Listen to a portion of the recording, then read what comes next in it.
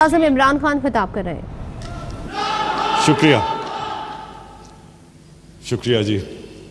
میں سب سے پہلے آئی ڈی ایف اور ان کے پریزیڈنٹ ڈاکٹر مدیر آپ کا، ڈاکٹر طارق آپ کا شکریہ ادا کرنا چاہتا ہوں کہ یہ آج آپ نے فنکشن کی، اور یہ بڑے امپورٹنٹ ٹائم پہ آپ نے فنکشن کی، کیونکہ ابھی بھی پاکستان ایک بڑی جنگ لڑ رہا ہے کرونا کے اگینسٹ، کووڈ کے اگینسٹ۔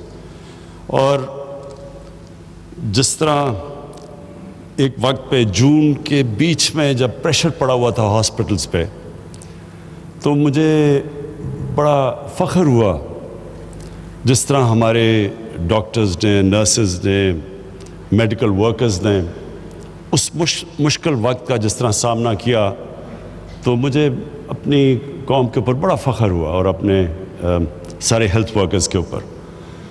ابھی ہم نے سب نے ماسک پہنے ہوئے ہیں، ہمیں ایک خدشہ ہے کہ ایک سیکنڈ ویو آ سکتا ہے، اور تھوڑا انڈیکیشنز ہیں کہ ہمارے کیسز تھوڑے بڑھ رہے ہیں۔ مجھے زیادہ خوف ہمارے ان شہروں میں ہے جدھر پولوشن زیادہ ہے، جدھر اسموگ زیادہ ہے، جو اگلے 2 مہینے ہیں اگر انشاءاللہ اگر ہم نے صحیح طرح گزار لیے تو اس کے بعد مجھے اتنا خطرہ نہیں ہے۔ لیکن لاہور میں خاص طور پہ اب سے لے کے نومبر کے اینڈ تک جب اسموگ آئی ہوتی ہے، جب ویسے ہی وائرسز زیادہ ہوتی ہیں، تو ہمیں بڑا احتیاط کرنی پڑے گی سب کو۔ اور وہ بھی 3-4 اور شہر ہیں، کراچی ہے، گجرانوالہ جدھر زیادہ ہے، فیصل آباد اور پشاور ادھر زیادہ خطرہ ہے۔ تو اس لیے میں آج اس پلیٹ فارم سے بھی ریکویسٹ کرنا چاہتا ہوں اپنے پاکستانیوں کو کہ بڑا دیکھ کے یہ اگلے 2 مہینے گزاریں، کیونکہ اصل تو پریشر پڑتا ہے ہمارے ہیلتھ ورکرز کے اوپر، ہمارے ڈاکٹرز اور نرسز کے اوپر، اور جو لوگ کام کرتے ہیں وہاں۔ آج میں 3-4 باتیں آپ سے کرنا چاہتا ہوں، کیونکہ ڈاکٹرز کمیونٹی ایک ایسی کمیونٹی ہے جن کے صرف یہی نہیں کہ وہ ایک کام کر رہے ہوتے ہیں سوسائٹی میں جو سب سے زیادہ اللہ کا کام ہوتا ہے، کہ دکھی لوگوں کی تکلیفوں دور کر رہے ہوتے ہیں، اور دوسری چیز یہ کہ وہ اوپینین میکرز ہوتے ہیں، کیونکہ لوگ ڈاکٹر سے بات کرتے ہیں، بلکہ ڈاکٹر سے وہ بات کرتے ہیں جو اپنے گھر والوں سے بھی نہیں کرتے، تو وہ خاص ایک معاشرے میں ان کا مقام ہوتا ہے، اور معاشروں میں عزت ہوتی ہے ڈاکٹرز کی۔ تو سب سے پہلے کہ دیکھیں، میرا جو ایکسپیرینس سب میڈیکل پروفیشن سے ہوا جب میری والدہ کو کینسر ہوئی، اور تب پہلی دفعہ مجھے اندازہ ہوا کہ پاکستان کے ہاسپٹلز ان کی سٹینڈرڈ گرتی جا رہی تھی۔ یعنی میری ساری فیملی ہم میو ہاسپٹل میں پیدا ہوئے تھے، اور ہمارے گورنمنٹ ہاسپٹلز کی بہت اچھی سٹینڈرڈ تھی جب ہم بڑے ہو رہے تھے، سسٹمز اچھے تھے۔ آہستہ آہستہ ہمارے ہاسپٹلز کی سٹینڈرڈ نیچے جانی شروع ہوئی، اور اس کی ایک بہت بڑی وجہ یہ تھی کہ جو ایک نیشنلائزیشن ہوئی ڈاکٹر ہاسپٹلز کی اور اسکولوں کی 70s میں، اس کا بہت بڑا نقصان ہوا، اور کیونکہ میں اس کو ایک واٹر شیڈ سمجھتا ہوں کہ اس کے بعد ہمارے اسکولوں کی بھی سٹینڈرڈ نیچے چلی گئی، گورنمنٹ اسکولز نیچے چلے گئے، ہمارے گورنمنٹ ہاسپٹلز نیچے چلے گئے، اور پھر پرائیویٹ اسکولز بھی آنے شروع ہوئے اور پرائیویٹ ہاسپٹلز بھی آنے شروع ہو گئے۔ اور اس کی وجہ یہ تھی کہ سزا اور جزا ختم ہو گئی۔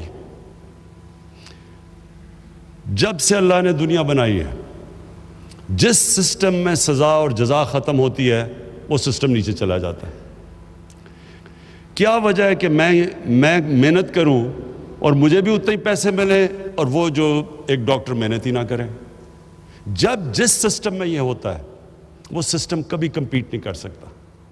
تو جب ہمارا یہ سسٹم آیا اور آہستہ آہستہ یہ جو سب کی پروموشن ہو جاتی تھی اور پھر سب کی سیلری انکریز ہو جاتی تھی، کوئی تمیز نہیں کی جاتی تھی کہ محنت کون کر رہا ہے اور کون محنت نہیں کر رہا، اس سے ڈیٹیریشن ہمارے ہاسپٹلز میں آنی شروع ہوئی، اور یہی ہمارا گورنمنٹ اسکولوں کے اندر آہستہ آہستہ وہاں بھی ڈیٹیریشن شروع ہو گئی، اور پھر پرائیویٹ اسکولز بڑھنے شروع ہوئے، پرائیویٹ ہاسپٹلز آنے شروع ہوئے، کیونکہ جو پیسے والے لوگ تھے وہ تو اپنا پرائیویٹ ہاسپٹلز میں جا سکتے تھے، لیکن عام لوگوں کے لیے، غریب لوگوں کے لیے گورنمنٹ ہاسپٹلز ہو گئے، اور کیونکہ صرف غریب جانا شروع ہوئے تو ان کی اور سٹینڈرڈ نیچے جانی شروع ہو گئی، اکاؤنٹیبلٹی کم ہو گئی، اور جو امیر لوگ تھے وہ پرائیویٹ ہاسپٹلز میں، اور پھر جو سپر رچ تھے وہ اپنی چیک اپس بھی لنڈن کروانا شروع ہو گئے۔ تو اس سے ہوا کیا کہ جب جو ملک سے جنہوں نے کرنے تھے ہیلتھ کیئر کے اوپر، جب ان کو کھانسی بھی ہو تو وہ لنڈن چلے جائیں، تو پھر کس نے پرواہ کرنی تھی کہ پاکستان کا ہاسپٹلز اور ہمارے انسٹیٹیوشنز کیسے امپروو ہونے تھے؟ تو یہ جو آہستہ آہستہ ڈیٹیریشن ہوئی، ہم اب اس سٹیج پہ ہیں کہ ہمیں اب اس ساری چیز کو ٹھیک کرنا ہے۔ مجھے لوگ کہتے ہیں جی جب سے میں ابھی 2 سال 26 مہینے ہوئے ہیں، عمران صاحب کدھر گیا جی نیا پاکستان؟ میں ان لوگوں کو سمجھا کے تھک گیا ہوں کہ نیا پاکستان ایک سوئچ نہیں ہے، گورنمنٹ آئی سوئچ ہوا تو نیا پاکستان بن گیا۔ یہ فیری ٹیلز میں ایسی چیزیں ہوتی ہیں۔ اصل زندگی کے اندر ریفارم پروسیس ایک جد و جہد کا نام ہے۔ ایک قوم جد و جہد کرتی ہے چینج کے لیے، پوری ایک قوم مل کے سٹرگل کرتی ہے، پھر چینج آتا ہے۔ اور دنیا میں بڑی بڑی قوموں ہمارے سے برے حالات سے اٹھ کے کہاں پہنچ گئی، لیکن سٹرگل کر کے پہنچی۔ جب میں مدینہ کی ریاست کی بات کرتا ہوں تو میں اپنے سارے لوگوں کو کہتا ہوں وہ سٹڈی کریں، وہ دنیا کی تاریخ کا سب سے یونیک فنومنا تھا۔ کبھی ایسی چیز ہوئی نہیں دنیا میں، دنیا کی تاریخ میں کبھی ایسی چیز نہیں ہوئی۔ یہ تاریخ کا حصہ ہے، ہمارے دین کا حصہ تو ہے ہی، لیکن ہمیں اس کو تاریخ کا حصہ بنانا چاہیے، کیونکہ ہم سیکھیں گے اس سے۔ کیوں اللہ قرآن میں کہتا ہے کہ نبی صلی اللہ علیہ وسلم کی سنت پہ چلو؟ اللہ کو تو کوئی فائدہ نہیں اس سے، ہماری بہتری ہے۔ وہ جو ماڈل بنا تھا مدینہ کا، اس کے اوپر دنیا کی تاریخ کا سب سے عظیم سویلائزیشن کھڑا ہوا تھا، تو وہ کوئی ماڈل بنایا تھا نا دنیا کے گریٹسٹ لیڈر نے۔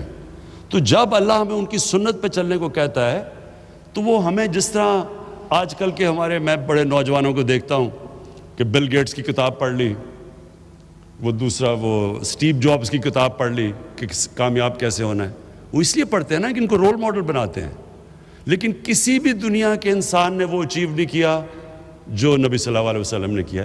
تو اس کو سٹڈی کریں، قرآن ہمیں یہ کہہ رہی ہے کہ اس کو سٹڈی کریں۔ تو وہ جو انہوں نے اسٹیٹ بنائی تھی، وہ ایک سٹرگل تھی، 4-5 سال تو وہاں بڑی سٹرگل کی انہوں نے۔ امہ خطرے میں تھی 4-5 سال۔ جنگ خندق اور جنگ احد میں امہ بڑے مشکل حالات میں تھی، بڑے کھانے پینے کے لیے چیزیں نہیں تھیں، مشکل تھے، سٹرگل کی تھی۔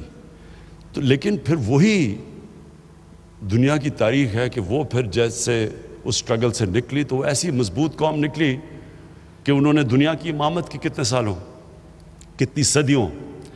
ہمارے لیے یہ ٹائم ہے اب سٹرگل کرنے کا۔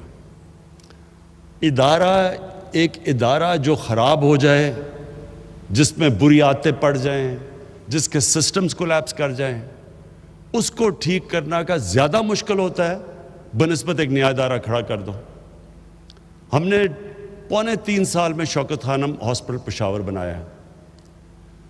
جوائنٹ کمیشن انٹرنیشنل، جو ایک امریکہ کی ایکریڈیٹیشن، ایک آپ کو سرٹیفکیٹ ملتا ہے، وہ آ کے 1 ہفتہ پورا آڈٹ کرتے ہیں، دنیا میں، ساری دنیا میں وہ جاتے ہیں، اور وہ پھر جب آپ کو سرٹیفائی کرتے ہیں کہ جوائنٹ کمیشن انٹرنیشنل کی آپ کو سرٹیفکیٹ ملی، اس کا مطلب انہوں نے سرٹیفائی کیا کہ وہ انسٹیٹیوشن انٹرنیشنل سٹینڈرڈ کی ہے۔ تو دونوں شوکت خانم، پہلا یہ لاہور والا اور پھر جو پشاور میں 3.25 سال میں بنا، دونوں کو جوائنٹ کمیشن انٹرنیشنل کا سرٹیفکیٹ مل چکا ہے۔ میننگ کہ ایک نیا ہاسپٹل بنانا 3 سال میں ایک انٹرنیشنل سٹینڈرڈ کا ہاسپٹل بن گیا، لیکن جو پرانے ہاسپٹل تھے پختونخوا کے، لیڈی ریڈنگ ہاسپٹل، خیبر میڈیکل کالج، ان کے لیے جو ہم نے ریفارم کرنے کی کوشش کی، یہ بڑا لمبا پروسیس ہے. اس میں عدالتوں میں جانا پڑا، سٹے آرڈرز ہو گئے، سزا اور جزا کا کانسیپٹ نہیں تھا. کسی کو جو کام نہیں کر رہا اس کو نکالتے تھے، وہ جا کے سٹے آرڈر لے لیتا تھا. سسٹمز بڑے مشکل تھے چینج کرنے کے لیے، بری عادتیں پڑ چکی تھی. تو وہ جو آہستہ آہستہ پروسیس ہوا، وہ ڈاکٹر فیصل نے بتایا نہیں آپ کو کہ وہ جو ہم نے ریفارمز کری ہیں ان کو، اور ریفارم ہے کیا؟ ایم ٹی آئی ریفارم کیا ہے؟ پرائیویٹائزیشن ہے؟ پرائیویٹائزیشن نہیں ہے. ان کو آٹونومائز کرنا ہے کہ وہ ہاسپٹل چلے میرٹ کے اوپر، سلیکشن آف میرٹ پہ، پھر سزا اور جزا ہو، جو کام کرتا ہے وہ اوپر آئے، جو نہیں کرتا اس کو نکالا جائے، جو کہ دنیا میں سارے کوالٹی ہاسپٹلز میں ہوتا ہے. تو جو وہ سسٹم بنا رہے ہیں سزا اور جزا کا اور میرٹ کا، اس کا نام ہے ہاسپٹل ریفارمز، جو ایم ٹی آئی ہے. اور اس کے اوپر جان کے، اور میں یہ کہہ رہا ہوں جان کے، کیونکہ یہاں وہ چھوٹے چھوٹے مافیا بیٹھے ہوئے جو چینج نہیں آنے دے رہے. چینج جو ہوتا ہے یہ کیوں مشکل ہوتا ہے؟ آپ ریفارم کرنا چاہتے ہیں، کیوں ریفارمز مشکل ہیں؟ ریفارمز مشکل اس لیے ہیں کہ ایک چھوٹا سا مافیا بیٹھ جاتا ہے، ویسٹڈ انٹرسٹ بیٹھ جاتا ہے، جو فائدہ اٹھا رہا ہوتا ہے کرپٹ سسٹم سے. تو جب آپ چینج کرنے جاتے ہیں، وہ آرام سے تو نہیں ہاتھ کھڑے کر کے کہنے لگے کہ ہاں جی چینج کر دو، جن کے مفادات جا رہے ہیں. تو یہی وہاں ہاسپٹل کے اندر بھی یہی پرابلم کہ ہر جگہ وہ چھوٹے چھوٹے لوگ بیٹھے تھے، ان کی پہنچ تھی ہائی کورٹ کے ججز پہ، وہ سیدھے جا کے سٹے آرڈر لے لیتے تھے. ایک ہی وکیل ہوتا تھا، وہی وکیل ان سب کو ریپرزینٹ کرتا تھا ویسٹ انٹرسٹ، وہ جا کے سٹے آرڈرز لے لیتے تھے. تو ہر جگہ پہ رکاوٹیں ہوئی، لیکن چینج آ گیا ہے.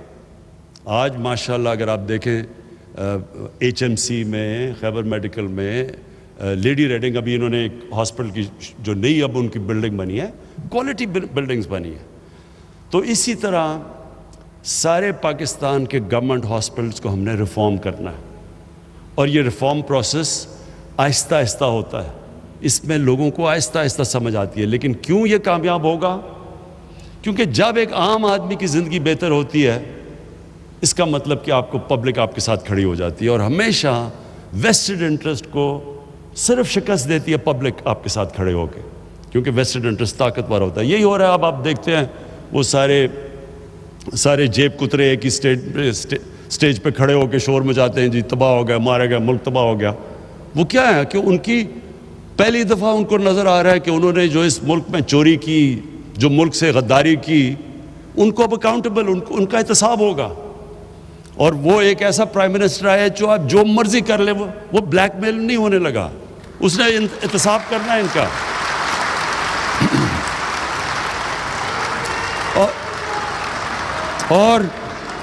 اور انشاءاللہ آپ یہ دیکھیں گے، یہ میری بات مان لیں، یہ پاکستان کے ڈیفائننگ مومنٹس ہیں، فیصلہ کن وقت ہے پاکستان کا.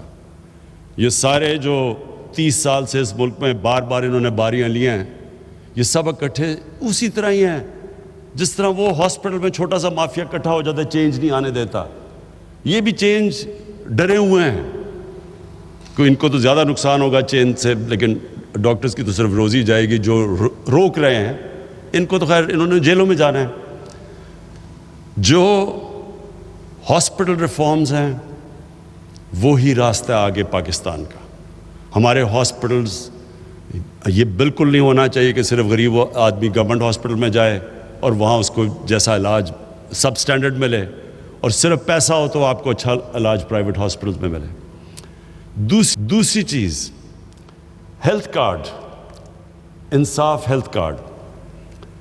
دیکھیں، ہمیں پختونخوا میں جب آئے تو 2-3 سال تو مسلسل یہ سننا پڑا، جی کدھر ہے نیا پختونخوا.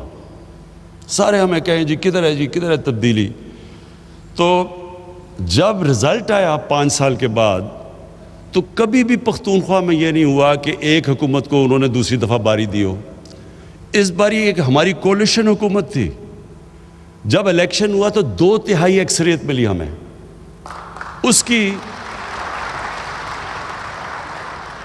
اس کی وجہ کئی وجوہات تھی. ایک تو تھا کرپشن، بالکل نیچے لے گئے ہم، کرپشن چلی گئی نیچے. اس کے بعد ایک لوکل گورنمنٹ سسٹم، گاؤں کے لیول کے اوپر ہم نے ان کو امپاور کر دیا، وہ بھی تھا. پولیس کو کافی چینج آ گیا پولیس کے اندر.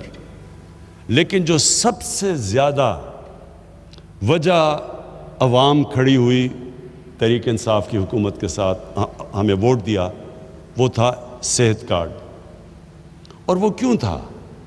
دیکھیں، آپ تصور کریں، اور آپ ڈاکٹرز ہیں، آپ دیکھتے ہوں گے، سوچیں غریب گھر ہے، دہاڑی دار ہے، سارا دن وہ محنت کر رہا ہے، مشکل سے وہ پیسہ بناتا ہے کہ اپنے بیوی بچوں کو وہ کھانا صحیح دے دے. اس گھر کے اندر اگر بیماری ہو جاتی ہے، امیجن کریں کہ وہ کیا کریں گے.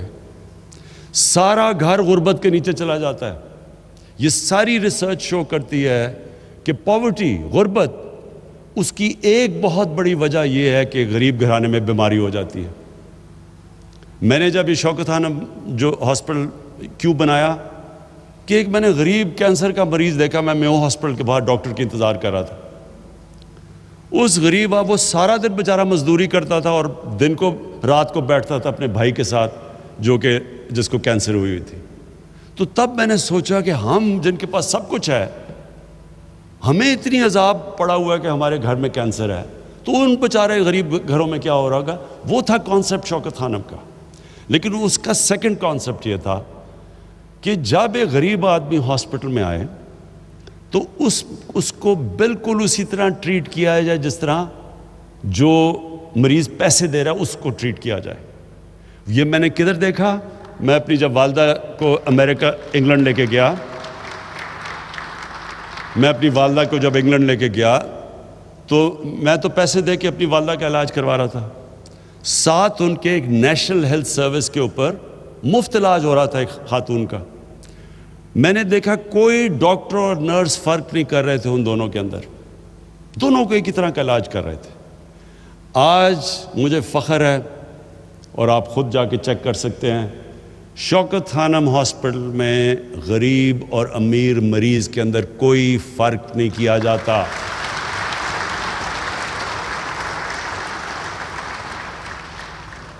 اور یہ آپ خود دیکھ سکتے ہیں.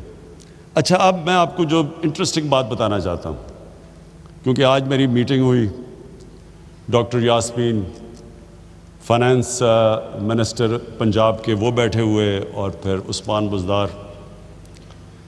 تو جو میری آج ان سے بات ہو رہی تھی، مجھے یاد آ گیا آج سے تقریباً 25 سال پہلے جب شوکت خانم کھلا تو ہماری اسی طرح کی ڈیبیٹ ہو رہی تھی.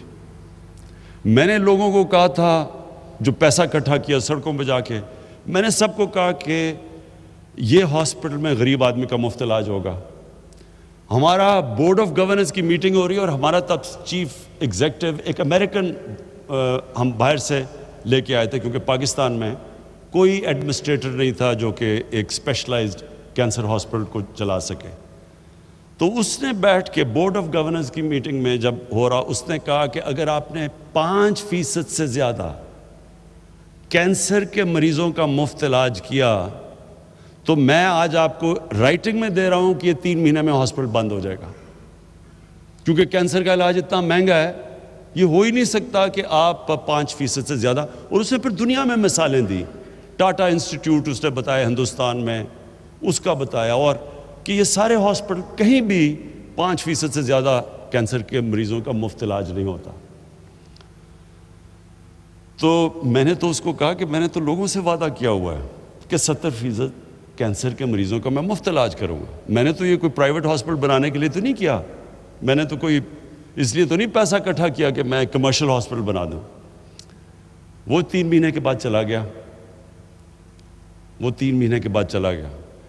آج بھی دنیا کا یہ واحد کینسر ہاسپٹل ہے جدھر 75% کینسر کے مریضوں کا مفت علاج ہوتا ہے، اور آج بھی چل رہا ہے. تو میں نے آج جو میٹنگ کی، ڈاکٹر یاسمین بہت گھبرائی ہوئی تھی، برا حال تھا ان کا، کیونکہ میں نے کہا کہ سارے پنجاب کے آپ نے لوگوں کو ہیلتھ کارڈ دینا. تو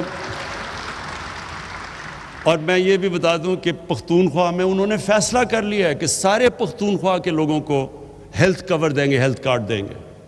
یہ بہت بڑی بات ہے۔ ڈیولپ ملکوں کے اندر، امیر ملکوں کے اندر بھی یہ نہیں ہوتا کہ ساری یونیورسل ہیلتھ کوریج امیر ملکوں میں بھی نہیں ہے۔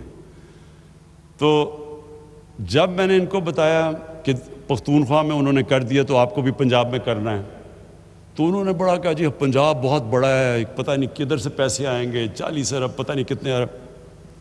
تو میں نے ان کو تب بھی یہ سمجھایا کہ دیکھیں، یہ آپ جب ایک غریب انسان کو، جب ان کے پاس ہیلتھ کارڈ آئے گا غریب گھرانے کے اندر، ہو سکتا ہے ان کو علاج نہ ہی کروانا پڑے، لیکن ان کو جب کانفیڈنس ہوگا کہ اگر ہمیں کوئی ہمارے گھر میں بیماری ہوتی ہے تو ہم صرف گورنمنٹ ہاسپٹل نہیں، ہیلتھ کارڈ کی وجہ سے کسی بھی ہسپتال میں جا کے اپنا علاج کروا سکتے ہیں۔ اب سوچیں،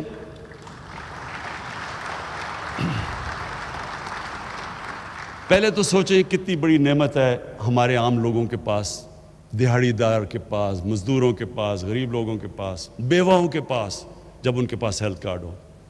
دوسرا، یہ میرا ایمان ہے کہ اللہ کی برکت آتی ہے۔ آج شوکت خانم، آپ مجھے بتائیں کہ کون سوچ رہا تھا کہ 70 کروڑ میں ہاسپٹل بنتا ہے اور سالانہ جو صرف غریب مریضوں کا خسارہ ہوتا ہے، غریب مریضوں کے کینسر کے مفت علاج کا خسارہ شوکت خانم کا وہ 6 سے 8 ارب روپیہ ہے۔ 800 کروڑ روپیہ ہے جو کہ ہاسپٹل 70 کروڑ میں بناتا ہے سالانہ غریب کا علاج۔ یہ ہم نہیں کر رہے، یہ اللہ کی برکت آتی ہے، وہ غریب کی آواز سنتا ہے۔ جب تکلیف میں انسان ہوتا ہے، جب بیمار ہوتا ہے، اس کی اللہ آواز سنتا ہے۔ میرا یہ ایمان ہے کہ انشاءاللہ آپ فیزز میں کریں۔ ڈاکٹر صاحبہ، پہلے فیز میں جو بالکل کمزور طبقہ ہے اس کا علاج شروع کریں، ان کو ہیلتھ کارڈ دیں۔ سیکنڈ فیز اور اس میں بیواؤں کو انکلوڈ کریں، اس میں یہ ہماری جو ٹرانسویسٹائٹ کمیونٹی ہے ان کو انکلوڈ کریں، سب کو، ہر کمزور طبقے کو آپ اس کے اندر انکلوڈ کریں۔ اور اس کے بعد پھر ہم اوپر جائیں گے اور انشاءاللہ سارے پنجاب کے اندر 1 سال تک سارے پنجاب کو آپ کور کریں، تاکہ ہر پنجاب میں ہر شہری کے پاس ہو ہیلتھ کارڈ، اسے کم از کم پتہ ہو کہ اسٹیٹ ہمارے ساتھ کھڑی ہے، مشکل وقت میں اسٹیٹ میری مدد کرے گی، میرے پاس کارڈ ہے۔ اور اس سے میں ایک اور بھی آپ کو چیز بتا دوں، اس سے سارا جو ہمارا آئیڈیا ہے ہیلتھ سسٹم کا، جو ہم پورا ایک ہیلتھ سسٹم نیا لانا چاہتے ہیں، یہ سارا پنجاب کا اور کے پی کا ہیلتھ سسٹم بدل جائے گا۔ وہ کیسے؟ جب ہیلتھ کارڈ میں لوگوں کے پاس وہ جا کے کہیں بھی جا کے علاج کروا سکیں گے تو اس سے نئے ہاسپٹلز بنیں گے، لوگ ہاسپٹلز بنائیں گے، دیہاتوں میں ہاسپٹل بنائیں گے۔ اس وقت کیونکہ وہ سمجھتے ہیں جو دیہاتوں میں لوگوں کے پاس پیسہ نہیں ہے، کوئی ہاسپٹل نہیں بناتا، لیکن جب ایک لوگوں کے پاس ہیلتھ کارڈ آ جائے گا تو وہ کہیں بھی جا کے علاج کروا سکتے ہیں۔ تو اس اور پھر ہم پرائیویٹ ہاسپٹل کو، اب پرائیویٹ سیکٹر کو انکریج کر رہے ہیں۔ کوئی بھی ایکوپمنٹ جو پاکستان میں نہیں بنتی، اگر ہاسپٹل کے لیے امپورٹ کرنا چاہتے ہیں وہ ڈیوٹی فری آئے گی۔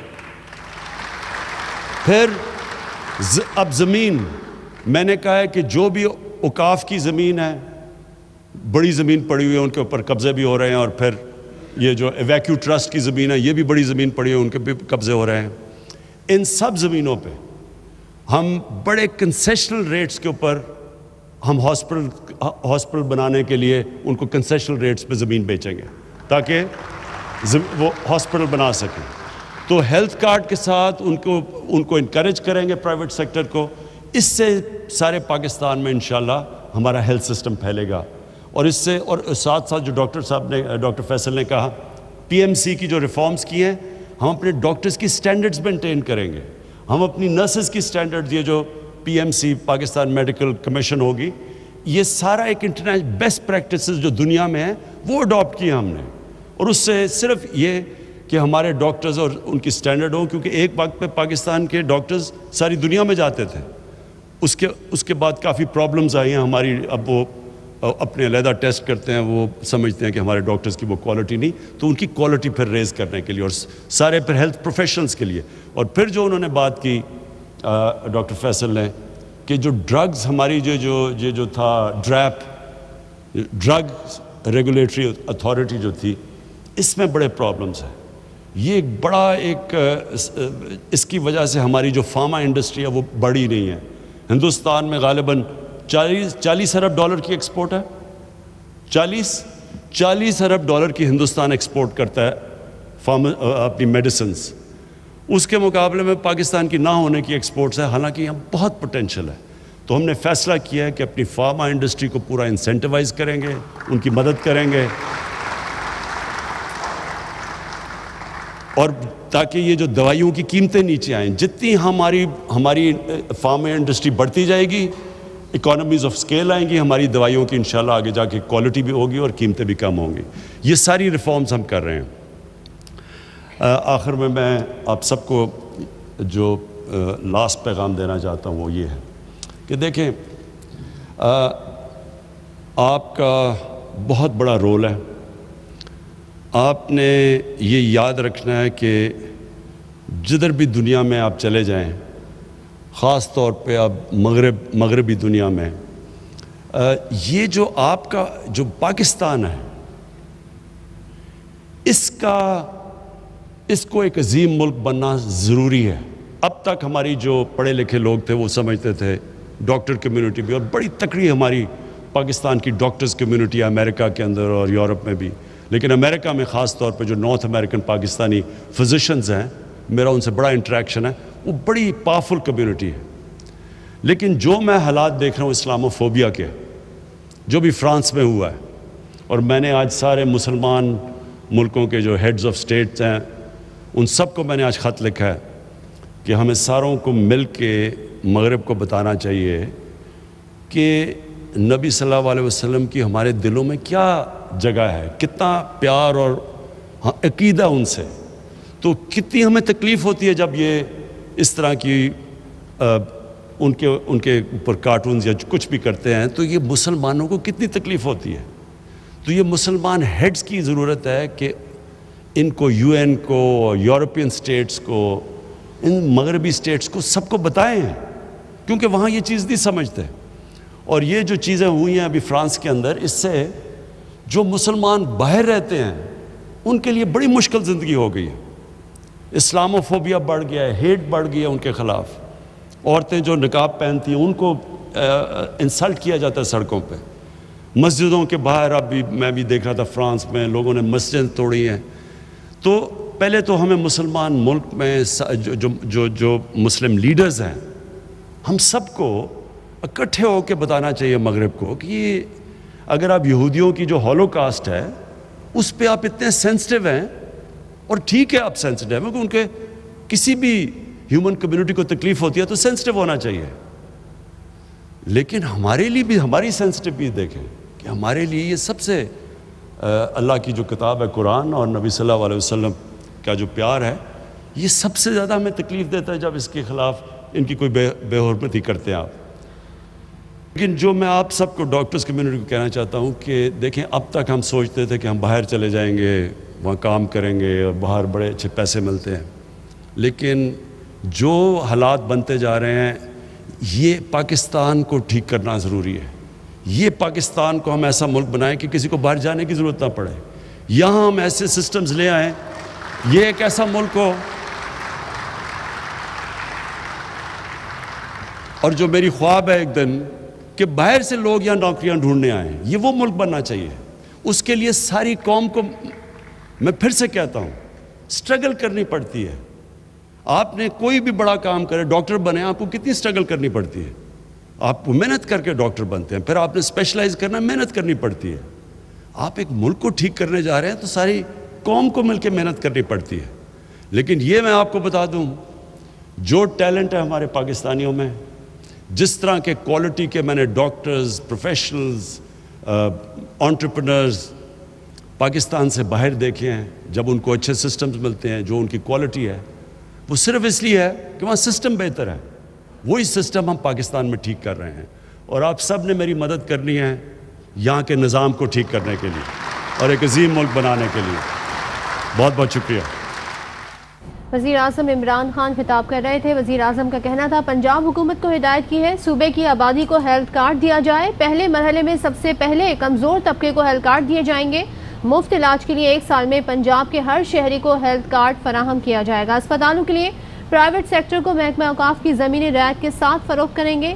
مغربی دنیا کو بتانا ہوگا کہ نبی صلی اللہ علیہ وسلم کے لیے ہمارا عقیدہ کیا ہے.